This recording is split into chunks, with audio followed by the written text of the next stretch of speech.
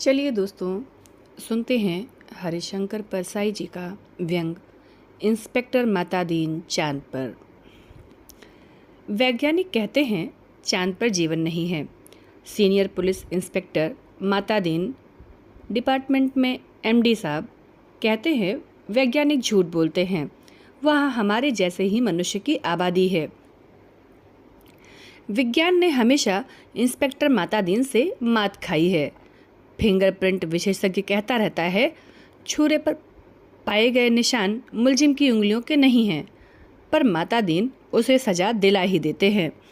मातादीन कहते हैं ये वैज्ञानिक केस का पूरा इन्वेस्टिगेशन नहीं करते।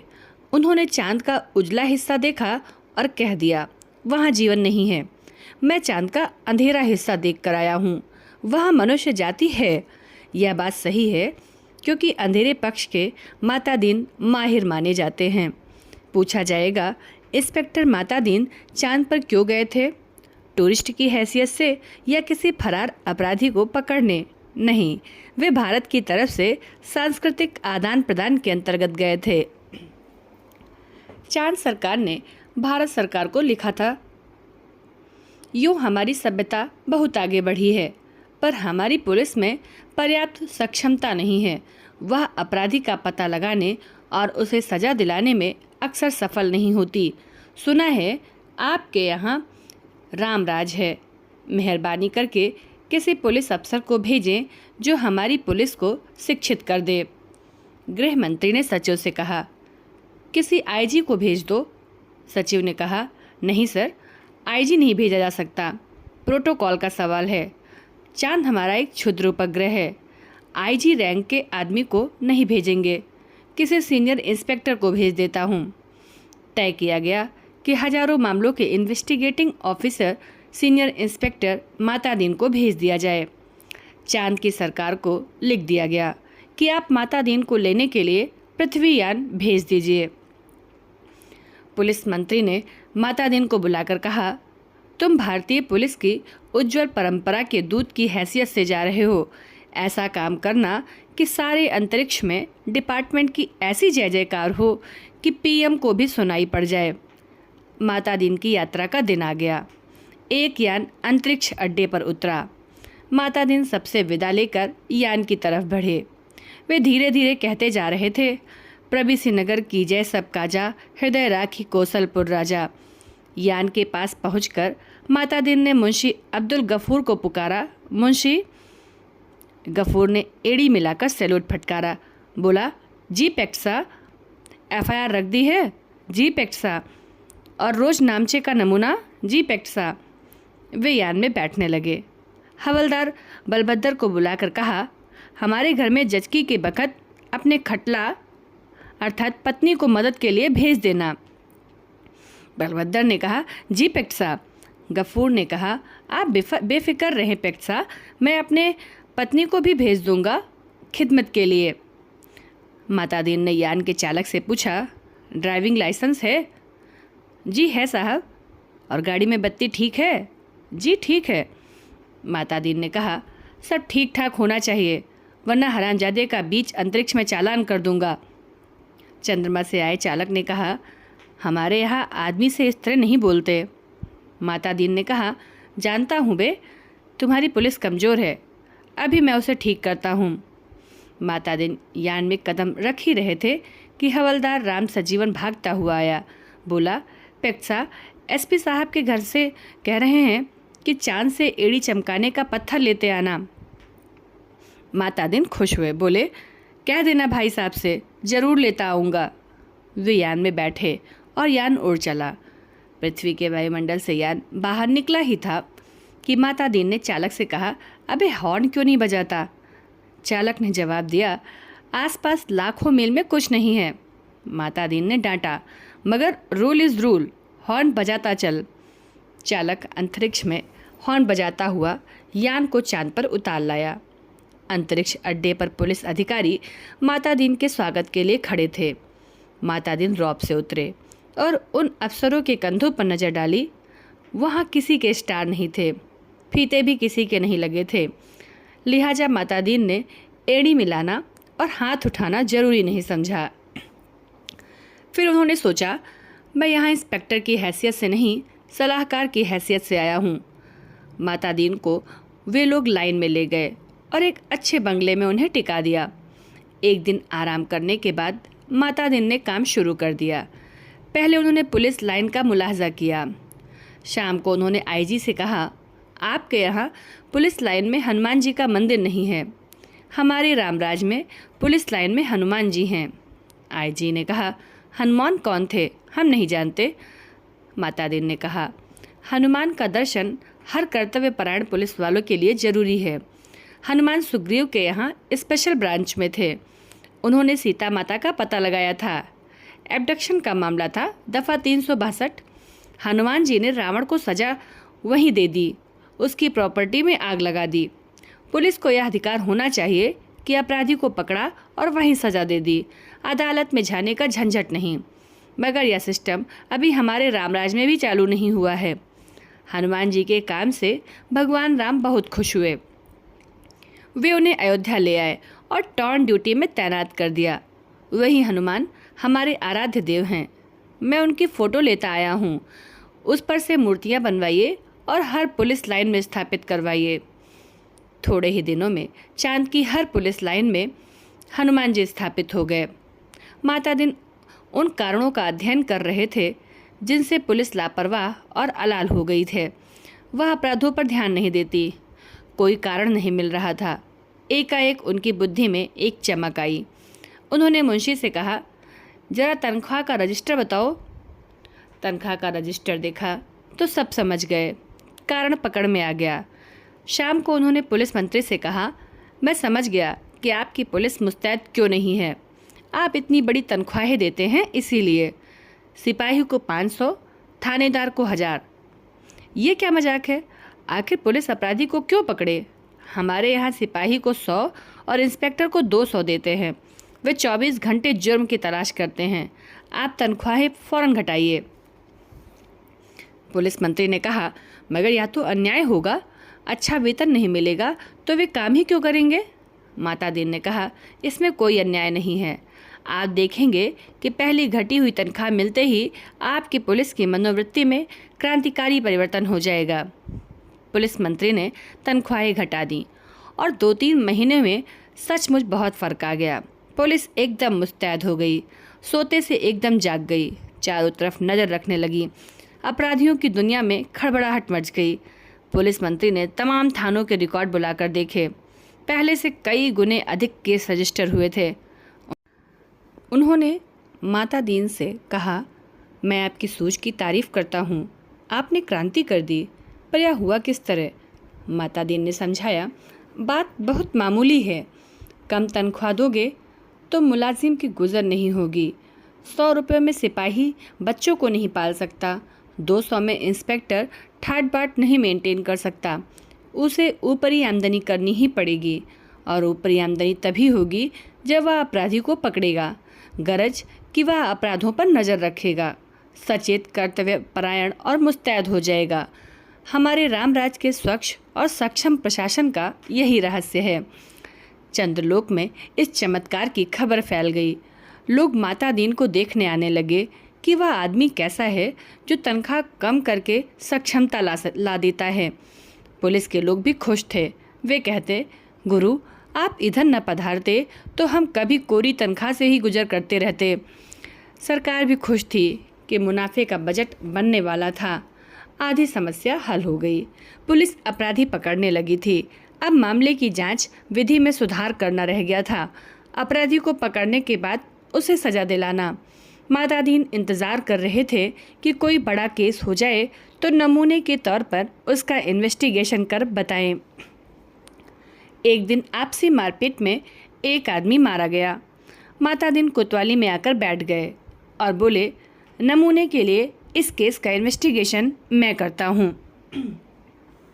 आप लोग सीखिए। यह कत्ल का केस है। कत्ल के केस में एविडेंस पक्का होना चाहिए। कोतवाल ने कहा, पहले कातिल का पता लगाया जाएगा, तभी तो एविडेंस इकट्ठा किया जाएगा। माता दीन ने कहा, नहीं, उल्टे मत चलो। पहले एविडेंस देखो। क्या कहीं खून मिला? किसी के कपड़ों पर या और कहीं? एक इंस्पेक्टर ने कहा, हाँ, मारने वाले तो भाग गए थे। मृतक सड़क पर बेहोश पड़ा था। एक भला आदमी वहाँ रहता है, उसने उठाकर अस्पताल भेजा। उस भले आदमी के कपड़ों पर खून के दाग लग गए हैं। मातादीन ने कहा, उसे फौरन गिरफ्तार करो। कोतवाल ने कहा, मगर उसने तो मरते हुए आदमी की मदद की थी। मातादीन ने कहा, वह सब ठीक है, पर तुम खून के दाग ढूंढने और कहाँ जाओगे? जो एविडेंस मिल रहा है उसे तो कब्जे में करो। वह भला आदमी पकड़कर बुलवा लिया गया। उसने कहा, मैंने तो मरते आदमी को अस्पताल भिजवाया था, मेरा क्या कसूर है? चांद की पुलिस उसकी बात से एकदम प्रभावित हुई। मातादीन प्रभावित नहीं हुए। सारा पुलिस महकमा उत्सुक था कि अब मातादीन क्या तर्क निकालते हैं। मातादीन ने उससे कहा, पर तुम झगड़े की जगह गए क्यों? उसने जवाब दिया, मैं झगड़े की जगह नहीं गया, मेरा वहाँ मकान है। झगड़ा मेरे मकान के सामने हुआ। अब फिर मातादीन की प्रतिभा की परीक्षा थी। सारा महकमा उत्सुक देख रहा था। मातादीन ने कहा, मकान तो ठीक है, पर मैं पूछता हूँ, झगड़े की जगह जाना ही क्यों? इस तर्क का कोई जवाब नहीं था। वह बार बार कहता रहा, मैं झगड़े की जगह नहीं गया, मेरा वही मकान है। मातादीन उसे जवाब देते, सो ठीक है, पर झगड़े की जगह जाना ही क्यों? इस तर्क प्रणाली से पुलिस के लोग बहुत प्रभावित हुए। अब मातादीन जी ने इन्वेस्टिगेशन का सिद्धांत समझाया। देखो, आदमी मारा गया है तो यह पक्का है किसी ने उसे जरूर मारा। कोई कातिल है, किसी को सज़ा होनी है। सवाल है किसको सज़ा होनी है। पुलिस के लिए यह सवाल इतना महत्व नहीं रखता जितना यह सवाल कि जुर्म किस पर साबित हो सकता है या किस पर साबित होना चाहिए। कत्ल हुआ है तो किसी मनुष्य को सज़ा होगी ही, मारने वाले को होती है या बेकसूर को। यह अपने सोचने की बात नहीं है। मनुष्य सब बराबर हैं, सब में उसी परमात्मा का अंश है। हम भेदभाव नहीं करते, यह पुलिस का मानवतावाद है। दूसरा सवाल है, किस पर जुर्म साबित होना चाहिए। इसका निर्णय इन बातों से होगा, क्या वह आदमी पुलिस के रास्ते में आता है? क्या उसे सज़ा दिलाने से ऊपर के लोग खुश होंगे? मातादीन को बताया गया कि वह आदमी भला है, पर पुलिस अन्याय करे तो विरोध करता है। जहाँ तक ऊपर के लोगों का सवाल है, वह वर्तमान सरकार की विरोधी राजनीति वाला है। मातादीन ने टेबल ठोक कर कहा, फर्स्ट क्लास केस, पक्का एविडेंस और ऊपर का सपोर्ट। एक इंस्पेक्टर ने कहा, पर हमारे गले यह बात नहीं उतरती कि एक निरपराध भले आदमी को सज़ा दिलाई जाए। मातादीन ने समझाया, देखो, मैं समझा चुका हूँ कि सब में उसी ईश्वर का अंश है। सज़ा इसे हो या कातिल को, फांसी पर तो ईश्वर ही चढ़ेगा ना। फिर तुम्हें कपड़ों पर खून मिल रहा है, इसे छोड़कर तुम कहाँ खून ढूंढते फिरोगे? तुम तो भरो FIR। मातादीन जी ने FIR भरवा दी। बखत ज़रूरत के लिए जगह खाली छुड़वा दी। दूसरे दिन पुलिस कोतवाल ने कहा, गुरुदेव, हमारी तो बड़ी आफत है। तमाम भले आदमी आते हैं और कहते हैं, उस बेचारे बेकसूर को क्यों फंसा रहे हो? ऐसे तो चंद्रलोक में कभी नहीं हुआ। बताइए, हम क्या जवाब दें? हम तो बहुत शर्मिंदा हैं। मातादीन ने कोतवाल से कहा, घबराओ मत। शुरू में इस काम में आदमी को शर्म आती है, आगे तुम्हें बेकसूर को छोड़ने में शर्म आएगी। हर चीज़ का जवाब है। अब आपके पास जो आए उससे कह दो, हम जानते हैं वह निर्दोष है, पर हम क्या करें, यह सब ऊपर से हो रहा है। कोतवाल ने कहा, तब वे SP के पास जाएंगे। मातादीन बोले, SP भी कह दें कि ऊपर से हो रहा है, तब वे IG के पास शिकायत करेंगे। IG भी कहें कि सब ऊपर से हो रहा है, तब वे लोग पुलिस मंत्री के पास पहुंचेंगे। पुलिस मंत्री भी कहेंगे, भैया मैं क्या करूं, या ऊपर से हो रहा है, तो वे प्रधानमंत्री के पास जाएंगे। प्रधानमंत्री भी कहें कि मैं जानता हूं वह निर्दोष है, पर यह ऊपर से हो रहा है। कोतवाल ने कहा, तब वे? मातादीन ने कहा, तब क्या? तब वे किसके पास जाएंगे? भगवान के पास ना। मगर भगवान से पूछकर कौन लौट सका है? कोतवाल चुप रह गया। वह इस महान प्रतिभा से चमत्कृत था। मातादीन ने कहा, एक मुहावरा ऊपर से हो रहा है हमारे देश में 25 सालों से सरकारों को बचा रहा है, तुम इसे सीख लो। केस की तैयारी होने लगी। मातादीन ने कहा, अब 4-6 चश्मदीद गवाह लाओ। कोतवाल, चश्मदीद गवाह कैसे मिलेंगे? जब किसी ने उसे मारते देखा ही नहीं तो चश्मदीद गवाह कोई कैसे होगा? माता दीन ने सिर ठोक लिया। किन बेवकूफ़ों के बीच फंसा दिया गवर्नमेंट ने। इन्हें तो ABCD भी नहीं आती। झल्ला कर कहा, चश्मदीद गवाह किसे कहते हैं जानते हो? चश्मदीद गवाह वह नहीं है जो देखे, बल्कि वह है जो कहे कि मैंने देखा। कोतवाल ने कहा, ऐसा कोई क्यों कहेगा? माता दीन ने कहा, कहेगा, समझ में नहीं आता? कैसे डिपार्टमेंट चलाते हो? अरे चश्मदीद गवाहों की लिस्ट पुलिस के पास पहले से रहती है। जहाँ ज़रूरत हुई उन्हें चश्मदीद बना दिया। हमारे यहाँ ऐसे आदमी हैं जो साल में 300-400 वारदातों के चश्मदीद गवाह होते हैं। हमारी अदालतें मान भी लेती हैं। इस आदमी में कोई दैवी शक्ति है जिससे जान लेता है कि अमुक जगह वारदात होने वाली है और वहाँ पहले ही पहुँच जाता है। मैं तुम्हें चश्मदीद गवाह बना कर देता हूँ। 8-10 उठाईगारों को बुलाओ जो चोरी, मारपीट, गुंडागर्दी करते हों, जुआ खिलाते हों या शराब उतारते हों। दूसरे दिन शहर के 8-10 नौरत कोतवाली में हाजिर थे। उन्हें देखकर माता दीन गदगद हो गए। बहुत दिन हो गए थे ऐसे लोगों को देखे। बड़ा सूना सूना लग रहा था। माता दीन का प्रेम उमड़ पड़ा। उनसे कहा, तुम लोगों ने उस आदमी को लाठी से मारते देखा था ना? वे बोले, नहीं देखा साहब, हम वहाँ थे ही नहीं। माता दीन जानते थे यह पहला मौका है। फिर उन्होंने कहा, वहाँ नहीं थे यह मैंने माना, पर लाठी मारते देखा तो था। उन लोगों को लगा कि यह पागल आदमी है, तभी ऐसी ऊटपटांग बात करता है। वे हंसने लगे। माता दीन ने कहा, हंसो मत, जवाब दो। वे बोले, जब थे ही नहीं तो कैसे देखा? माता दीन ने गुर्रा कर देखा। कहा, कैसे देखा सो बताता हूँ। तुम लोग जो काम करते हो सब इधर दर्ज है। हर एक को कम से कम 10 साल जेल में डाला जा सकता है। तुम ये काम आगे भी करना चाहते हो या जेल जाना चाहते हो? वे घबरा कर बोले, साहब हम जेल नहीं जाना चाहते। माता दीन ने कहा, ठीक, तो तुमने उस आदमी को लाठी मारते देखा ना? वे बोले, देखा साहब। वह आदमी घर से निकला और जो लाठी मारना शुरू किया तो वह बेचारा बेहोश होकर सड़क पर गिर पड़ा। माता दीन ने कहा, ठीक है, आगे भी ऐसी वारदातें देखोगे। वे बोले, साहब जो आप कहेंगे सो देखेंगे।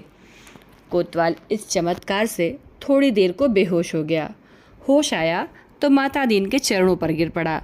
माता दीन ने कहा, हटो, काम करने दो। कोतवाल पाँवों से लिपट गया।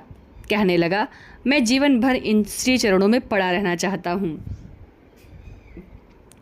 माता दीन ने आगे की सारी कार्यप्रणाली तय कर दी। FIR बदलना, बीच में पन्ने डालना, रोजाना मचा बदलना, गवाहों को तोड़ना, सब सिखा दिया। उस आदमी को 20 साल की सज़ा हो गई।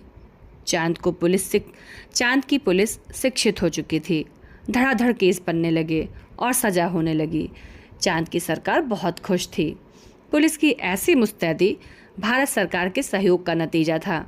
चांद की संसद ने एक धन्यवाद का प्रस्ताव पास किया। एक दिन माता दीन जी का सार्वजनिक अभिनंदन किया गया। वे फूलों से लदे खुली जीप पर बैठे थे। आसपास जय जयकार करते हजारों लोग। वे हाथ जोड़कर अपने गृहमंत्री के स्टाइल में जवाब दे रहे थे। जिंदगी में पहली बार ऐसा कर रहे थे, इसलिए थोड़ा अटपटा लग रहा था। 26 साल पहले पुलिस में भर्ती होते वक्त किसने सोचा था कि एक दिन दूसरे लोक में उनका ऐसा अभिनंदन होगा। वे पछताए। अच्छा होता कि इस मौके के लिए कुर्ता, टोपी और धोती ले आते। भारत के पुलिस मंत्री टेलीविज़न पर बैठे यह दृश्य देख रहे थे और सोच रहे थे, मेरी सद्भावना यात्रा के लिए वातावरण बन गया। कुछ महीने निकल गए। एक दिन चांद की संसद का विशेष अधिवेशन बुलाया गया। बहुत तूफान खड़ा हुआ। गुप्त अधिवेशन था, इसलिए रिपोर्ट प्रकाशित नहीं हुई, पर संसद की दीवारों से टकराकर कुछ शब्द बाहर आ गए।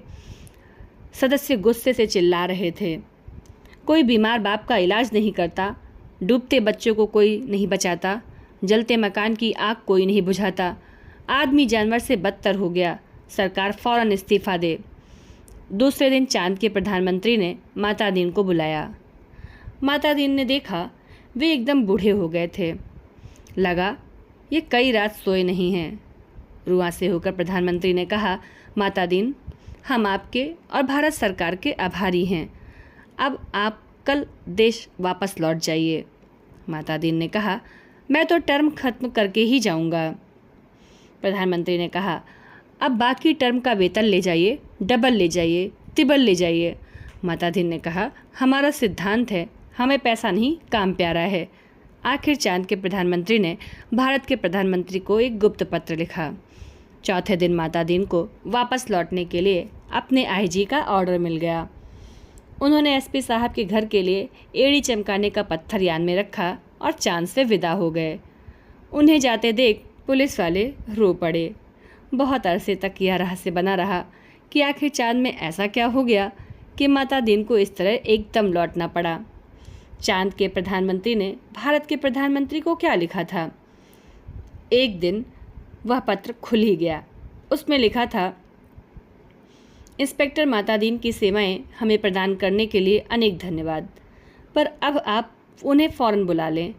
हम भारत को मित्र देश समझते थे, पर आपने हमारे साथ शत्रुवत व्यवहार किया है। हम भोले लोगों ने आपने विश्वासघात किया है। आपके माता दीन ने हमारी पुलिस को जैसा कर दिया है, उसके नतीजे ये हुए हैं। कोई आदमी किसी मरते हुए आदमी के पास नहीं जाता, इस डर से कि वह कत्ल के मामले में फंसा दिया जाएगा। बेटा बीमार बाप की सेवा नहीं करता, वह डरता है बाप मर गया तो उस पर कहीं हत्या का आरोप नहीं लगा दिया जाए। घर जलते रहते हैं और कोई बुझाने नहीं आता। डरता है कि कहीं उस पर आग लगाने का जुर्म कायम न कर दिया जाए। बच्चे नदी में डूबते रहते हैं, कोई उन्हें नहीं बचाता, इस डर से कि उस पर बच्चों को डुबाने का आरोप न लग जाए। सारे मानवीय संबंध समाप्त हो रहे हैं। माता दीन जी ने हमारी आधी संस्कृति नष्ट कर दी है। अगर वे यहाँ रहे तो पूरी संस्कृति नष्ट कर देंगे। उन्हें फ़ौरन रामराज में बुला लिया जाए। धन्यवाद।